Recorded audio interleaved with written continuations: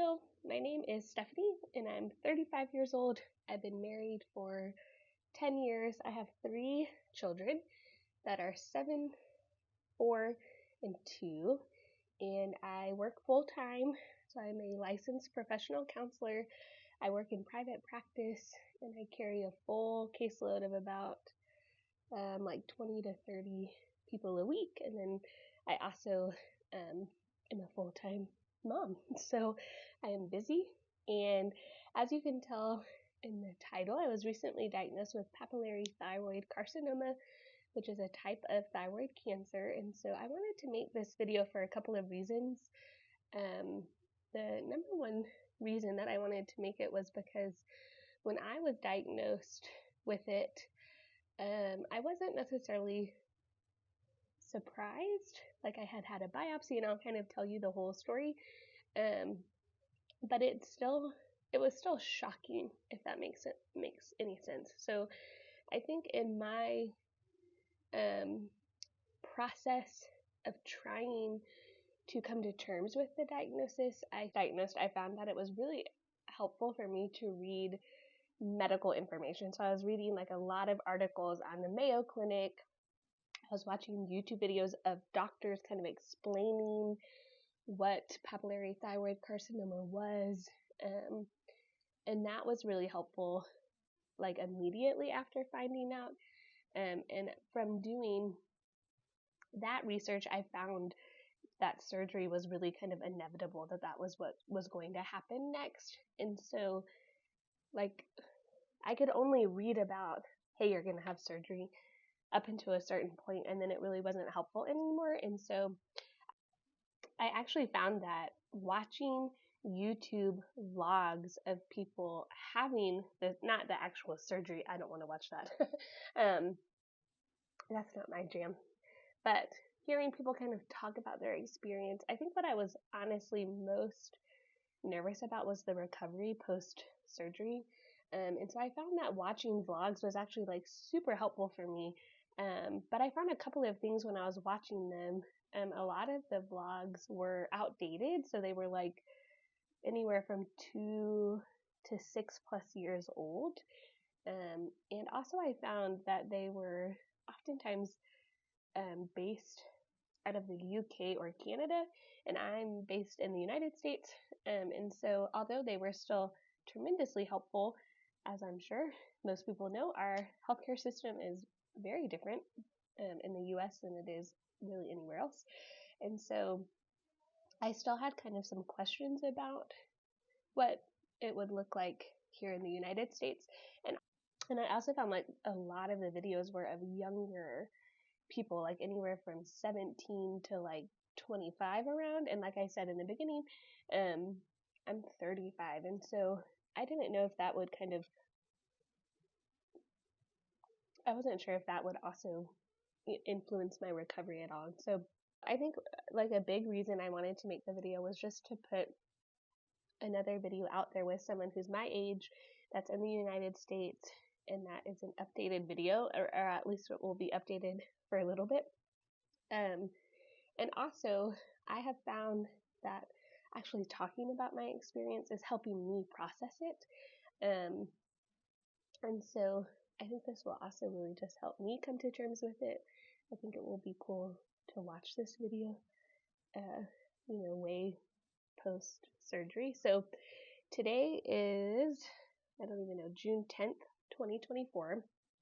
And my surgery is actually scheduled for this Thursday. And so I wanted to use this video to talk about kind of how I got diagnosed and everything that happened leading up to my surgery. And then I'm hoping to also record kind of right before my surgery, right after my surgery, and then the recovery afterward. And so today I am going to share with you how I got diagnosed, because my experience in getting diagnosed, I think, is a little bit different than a lot of the other videos that I saw. This year has been the year of health. So leading up to, like I said, it's 2024. So leading up to 2024, I was like a relatively healthy person in terms of like, I'm not on any medications. I've never had any significant medical history. I've never been hospitalized outside of giving birth. The only surgeries that I really had up until this year was I got my tonsils out and I had my wisdom teeth out. So kind of really standard outpatient surgeries.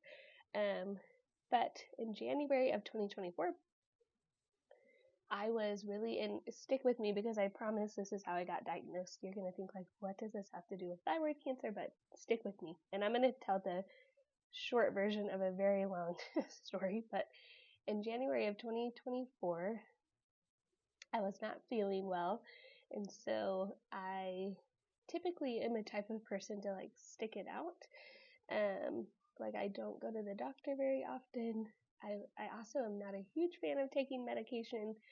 So I grew up as a competitive gymnast, and so I think I just have this mentality of like fight through the pain. And so that I also am like a full-time therapist, and I have 3 young children, so there's just a part of it where you're like, you know, you kind of fight through sickness. So anyway, I was sick, and so I actually like Googled my symptoms. I went to Dr. Google because my symptoms were really strange. Like it wasn't a sinus infection, but I knew it also wasn't just a cold. My symptoms were really strange. So I had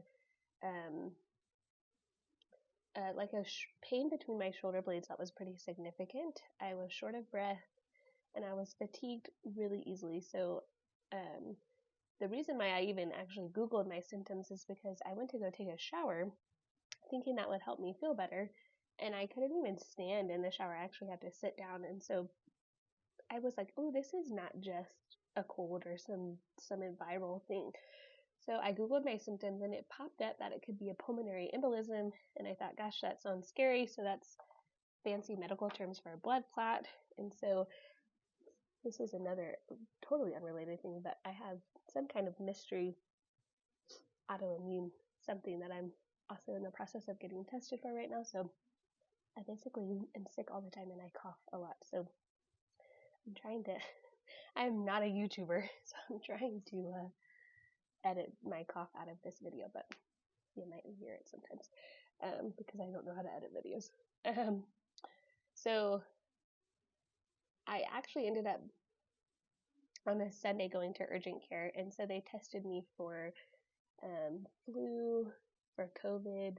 They did chest x-rays to rule out pneumonia. All of that came back clear, so my chest x-rays were clear. My flu and COVID test came back negative. So they gave me some breathing treatments at the urgent care because a lot of times when I'm sick, I also will get like asthma. It triggers asthma, but I don't have asthma otherwise. So they did 2 breathing treatments, and they put me on a steroid. And I actually, and she very specifically said, "Does your throat hurt?" And I said no. And so she said, "Okay, I'm not going to run a strep test." So that was on a Sunday. That Monday I took off work, which again was a big deal. I don't take off work very often. I went back to work on Tuesday. I wasn't feeling 100% on Tuesday, but I was well enough to work, and I wasn't contagious at that point. And then I don't know, they just said I had some viral thing, and so I'm on these steroids, and it was just like a 3-day steroid. Then on Wednesday, I felt 100% normal, and so I went to work. I was feeling good. Then the next day, about halfway through the day of meeting with clients, I started feeling really badly, and I thought, gosh, I think I have a fever as I'm in the middle of a session.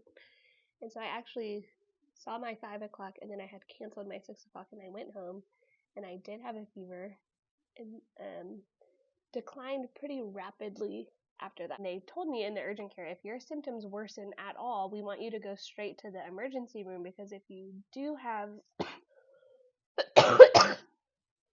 a blood clot, that we're not going to be able to do anything here, and we would send you right to the ER anyway. And so that was on a Thursday. That Friday and Saturday, my symptoms were still not great. and I started to get a pain back again. So before it was in my shoulder blades, like between my shoulder blades, and now it was on the left side of my chest, and it was pretty significant. And like I mentioned, I cough a lot anyway, so I have been known to bruise a rib or hurt kind of muscles in that area. And so I thought that was what was happening. But I was, like I was nervous because of the blood clot situation. And so come Sunday, so this was a week after being in the urgent care, I really was in bad shape. I could not sleep. I had no appetite. I was very short of breath. I again took a shower thinking that would help me, feel better. I was exhausted just from taking the shower, and so I decided it's probably time for me to go to the emergency room, which I've never been to the emergency room in my life. And so it was kind of a big deal for me to even like say, yes, I need to go. So I said I was going to tell the short version. I feel like this has become the long version. So long story short, I got to the hospital. Very quickly, they discovered that I had strep pneumonia. I think at that point they just realized I had pneumonia. I had a CT scan. So remember that I had a CT scan in the hospital. And if you've ever had a CT scan done before, you will know this, but the particular CT scan that I have, my understanding of it is it essentially is like a fancy x-ray. And obligatory, I am not a doctor. I don't know what I'm talking about. This is just how it was explained to me. A CT scan is like a really fancy x-ray, basically, that almost slices your body through like a loaf of bread. And then as you're going through the machine, it's taking images kind of through your body, if that makes sense. And so they very specifically were looking for a blood clot. That's why they did that CT scan. I thankfully did not have a pulmonary embolism or a blood clot. But when you have a CT scan, the person that reads the scan has to say everything that they see. And so it's actually funny if you read my CT scan, because it basically says the patient has like a really bad infection in their lung. I can't remember the wording of it, but it's like they should get that checked out, which is ultimately, I was probably in surgery actually when they said that, so it just is funny now. But a lot of times people will have what are called incidental findings on a CT scan. So they were looking for a blood clot, but they also found a lot of other things. And so, long story short, I had strep pneumonia. I had my pleural space. So in your chest cavity, you have a rib cage, and then there's some space in your lung. I don't know what your lung looks like. There's this space here that is called the pleural space, and that space filled with infected fluid. And so because there was so much, the infection that I had was really strong, and there was a lot of fluid, and so my left lung actually collapsed. That sounds really dramatic, and it was, but my left lung essentially didn't have any room to expand. And so they ended up performing, I had thoracic surgery where they went in and scraped off the fluid from my lung, and then put in 3 chest tubes to drain the remaining fluid. And so I was in the hospital, I think, for a total of 4 days and had 3 chest tubes. One was taken out the following day, and then the other 2 were taken out the day that I went home. And so in the hospital actually recovering, I was getting like a ton of test results through my chart. And so I saw my CT scan, and so I was sitting in the hospital. I actually was sitting in a chair in the hospital because they wanted me to get out of the bed as much as possible. And so I'm sitting in the chair. I'm getting all these emails of like new uploads into my chart. And so, and because it was such a whirlwind and it happened so quickly, like I got into the ER Sunday morning, and by Monday morning I was in surgery. So it happened like very quickly, and I was in denial in a lot of ways. Like I didn't actually realize how sick I was until afterward. And so I'm reading this CT scan, and I see something about my thyroid, And up until this point, I don't even know. The only reason I even knew what a thyroid was is because my stepmom has Hashimoto's, and so I've heard her talk about thyroid, and her mom also has thyroid issues, and so I had kind of heard about it, but I had never had any issues with my own thyroid, and so I just saw, I think it read, your thyroid is enlarged, we recommend follow-up. And so when I was in the hospital, I had a couple of teams that were assigned to me. So I had thoracic, which is who performed my surgery. So thoracic just means they do everything with your chest. So lots of like heart failure, that kind of thing. So that's who performed my surgery. And then I had infectious diseases who diagnosed the particular infection that I had. And then I had just family, like internal, I think it was called internal medicine. So all of those teams were assigned to me, and so I had to be discharged from all of them in order to leave the hospital. And so internal medicine just came up to my room to introduce themselves and check on me and asked if I had any questions. And so I said, yeah, I see here on my CT scan something about my thyroid. Is that something that is worth getting checked out? And so they said, yes, we would just recommend that you follow up with your primary care. Well, like I said, I've been actually really healthy my whole life, and so outside of like meeting with an OB for my pregnancies, I really haven't gone to the doctor. My husband had switched jobs fairly recently, so we went from one insurance to another insurance, and I just had not gotten myself set up with a primary care. And so when I got out of the hospital, I actually got a primary care doctor. I didn't have one.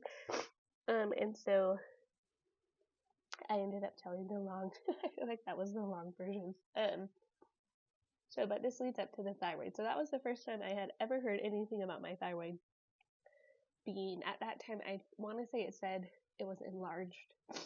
And so I got set up with my primary care. There was a couple of other things on there that they also were following up on. So I got some blood work done. Actually, I think it said I had nodules on my thyroid. I think it did use that terminology. So I went to the primary care even before actually my follow-up for my surgery. So probably like 3 weeks after my surgery, I went to this primary care appointment.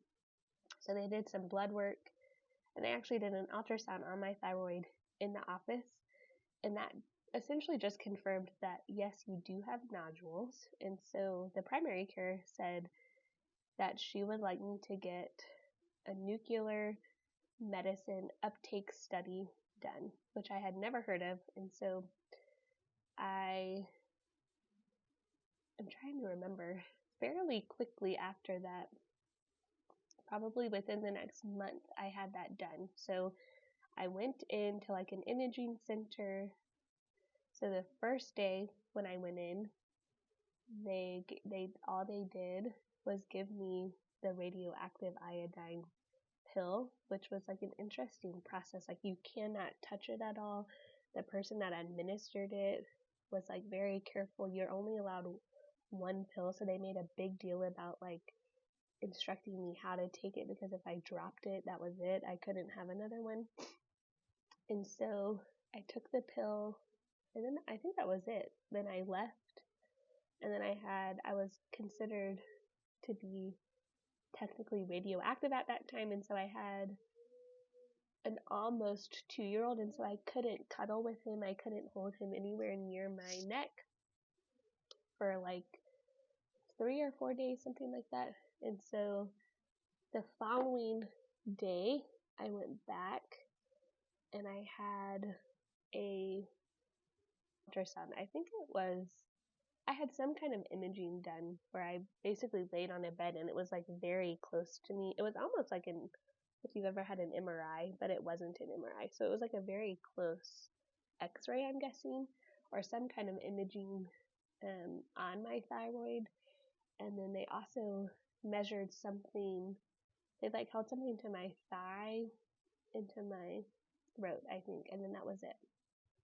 So then I got those results back, and it said I was hyperthyroid, and it said I had hypothyroidism, and I had 4 nodules on my thyroid. One on the right was measuring to be quite large, and so I, based on that, the family doctor, or the the primary care doctor that I had just got established with, recommended I meet with an endocrinologist. So at this point, I'm just thinking, oh, I have hyperthyroidism. So I go and meet with an endocrinologist. She does an initial exam. She can feel one of my nodules that's actually right here. You can feel it. It's large enough that you can feel it. And again, I had never noticed it before. I have no idea how long I've had it. And she asked me kind of a couple of questions. I was really asymptomatic. I had none of the symptoms outside of, I have some anxiety, and she asked like if I ever choke on food or if it's hard to swallow, and I said yes, but I'm curious if some of that was like psychosomatic, like if it had not really been a problem until I was like aware of it. And so she basically said, let's do some blood work, because my blood work up until that point has actually been normal for my thyroid functioning. And so they did a very basic thyroid blood test. So like they measured T4 and one other one. It's like the very standard one, and that all came back normal. And so she actually thinks that the CT scan that I had in the hospital, that is what kind of led to all of this, because I got contrast, that she thinks that skewed the results of the uptake. She said she likes to wait a full 3 months before, and it had almost been 6 weeks to the day that I had the test done from when I had the CT scan, and she said that was too early. So, but she did say she wanted me to get more specific ultrasound imaging done, and then she said most likely just prepare yourself. You probably will have to get a fine needle aspiration or a biopsy on your nodules. And she was like, basically was very calm, and said, not to rush it and to just schedule it kind of when I could. And so I had the ultrasound done pretty quickly after that appointment. They recommended, I essentially had 4 nodules. 2 of them came back as low suspicion pattern, 1 was moderate suspicion pattern, and 1 was high suspicion pattern. And so based on that, my endocrinologist wanted me to get 3 out of the 4 nodules biopsied. And so I went and had that done, and it was kind of a fine procedure. It was a little bit uncomfortable, just because you had to lay with your neck pretty far back, and I have postnasal drip, and so that's just not a fun way for me to exist. So you have to lay back. Then they put like a lidocaine rub on you, basically, or a wipe that numbs it, and then they used needles to numb me more, and that honestly hurt more than the biopsy itself. A pretty long, fine needle, and insert it into each nodule and kind of wiggle it around to get some cells from inside of the nodule, and they're doing that assisted with an ultrasound. So it was uncomfortable, but it was not painful outside of just the little, if you've ever like had Novocaine at the dentist, it's probably a similar pinch to that. And it was so calm in there. The doctor was very kind. It was almost like you're at this spa. It was dark in there. They had relaxing music on. Like, it was as pleasant as an experience like that can be. And then I got my results back a full 7 business days later. So now that I'm looking back, that feels reasonable, but at the time I was like really on pins and needles. It was very hard to wait. So I got that done on a Thursday, and then I actually received the results on the Monday after Mother's Day. And so the first one that I opened in my chart said malignant, and it said papillary thyroid carcinoma. of course, that was the first one that I looked at. I don't know which way would have been better. And then the other two were benign. And so that kind of catches me up to the beginning, where I started researching pretty quickly. And actually, my endocrinologist was out of the office, and so I didn't actually hear from her until that Wednesday to kind of confirm. And she was so kind and apologetic, but that was a tough 2 days of kind of reading the words malignant and carcinoma. Those are just big, heavy, scary words to read. And I actually was scheduled to go to a professional conference. So I found out on Monday. Then that Wednesday, I went to a professional conference, and so that was tough because I was by myself in a hotel room, which is like such a treat if you work full time and if you're a mom. And I just felt like I was very distracted, and I had a hard time fully enjoying myself because I just was like, I just found myself, I couldn't help but Google things. I was getting calls from doctors a lot. But in my reading, actually, before I even heard from my endocrinologist, like I said, I was like almost 100% sure I was going to be getting surgery. And so I actually started kind of researching surgeons in my area. And then I mentioned my stepmom. So her mom actually sent me a surgeon that she recommended. And so I actually reached out to his office Wednesday morning and got an appointment. And then my endocrinologist called me later that day, and she had put in a referral for a general surgeon. And I explained to her that I had actually found an ENT who had appointments. And so it was actually really encouraging because she knew immediately the ENT that I was referring to and said, oh yeah, keep that appointment. He's great. I'll change the referral to him. And so then his office, I couldn't get an appointment until June 18th. And then his office actually called me the next day, and they were able to get me in earlier. And so I met with him on June 3rd. And again, today is June 10th. So that appointment was really quick. And going from, so that was the day after Mother's Day, so May 13th. So it all happened like relatively quickly. So my surgery was January 29th. And then I found out May 13th. So I mean, pretty quickly. Lots of doctor's appointments in between that time. So waiting from May 15th through to June 3rd was very difficult. But I met with this surgeon. He was great. He explained things very calmly. I had like a long list of questions on my notes app. And when I said, he was like, basically I got in there, they did an ultrasound, he told me that it was stage 1, which was a relief. He felt like it was only in my nodule, actually, interestingly, so I have a pretty large nodule here. I feel like you can actually kind of see it right here. That one is benign, as far as we know right now. I have one here that is the one that's cancerous, so it's actually pretty small. It's stage 1.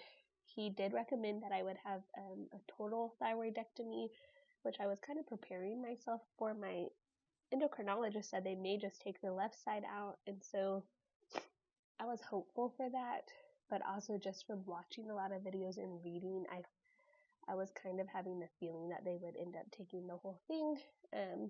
So that appointment was very relieving. He was really kind. And then he said, do you have any questions? And I said, I actually have like a long list of questions on my phone. And he was like, shoot, like, let me hear him. He was so happy to answer any of the questions that I had. And then they scheduled the surgery in office. So that was June 3rd. And then they scheduled the surgery for the following week. So I went on a Tuesday or Wednesday. I went on a Wednesday, and they scheduled the surgery for the following Thursday. And so that leads us up to right now. So I'm scheduled to go into surgery this Thursday. He said it would be a 45-minute procedure. Mine will be at an outpatient surgery center, so I don't have to go to the hospital. And so it'll take about 45 minutes. And then they said I will probably be there for about 4 to 5 hours. It just depends on like how quickly they do the surgery and then how long it takes me to wake up, basically. So that's where we're at now. So I'm going to make another video the night before my surgery, and I'll kind of show you the paper that they gave me, what all I have to do to prepare, like I can't eat after midnight, kind of stuff like that. And I'm hoping that I can record right before the surgery, right after the surgery, and for my recovery afterward. So I'm definitely feeling anxious this week. I think because I just had surgery in January, and the recovery for that was pretty brutal. I think because I know what that feels like. In some ways, I'm glad I have time to prepare, because I did not have time to prepare for the last one mentally. But I feel like I'm feeling all of the emotions that I felt after my surgery, I'm feeling now. So I definitely have had some emotional moments. There's been lots and lots and lots of tears. It's also tough because the type of thyroid cancer that I have is very treatable. So the ENT basically said at the stage that I'm at right now, there's like a 99% chance of recovering from it. So it's like a very treatable cancer. And so I think what I'm struggling with emotionally that I feel like a lot of people don't understand is that I hear that it's treatable. And I think people that love and care about me, like family and friends, are saying, oh, that's the good kind of cancer, or that's good news that it's only stage 1. And I totally hear them and understand where they're coming from. But I think also I'm still coming to terms with the word cancer. It is scary. And so I feel like my perspective is in a good place. Like I feel very taken care of that we caught it so early, like, because it was this incidental finding from this surgery that I had. So I feel loved and taken care of in that sense. And I'm grateful that we caught it early, but also I think just coming to terms with that that I have cancer in my body. I think that that's scary. That I have to have an organ removed. That's a pretty important organ. And so I think I'm just nervous about the potential side effects of it, kind of learning how to live without a thyroid. I think I said earlier, I'm not a big fan of taking medication, so I have to also adjust to taking medication every single day for the rest of my life. So I think emotionally that's kind of where I'm at lately. I honestly just am ready for all of this medical stuff to be over. I have some other stuff going on in the background medically as well, and so I'm also kind of getting tested for some other things, and so I feel like it's been very overwhelming. So I'm trying to kind of get in the right headspace leading up till Thursday. But anyway, thank you. This was way longer than I meant for it to be, so thank you for sticking around. If you were also recently diagnosed, please know that I hear you. It is a lot. You're allowed to have all of the emotions that you have about it. And I will see you guys soon for Thursday I'm hoping to record a video Wednesday night leading up to the surgery. So I'll see you then. Thanks for watching. Bye.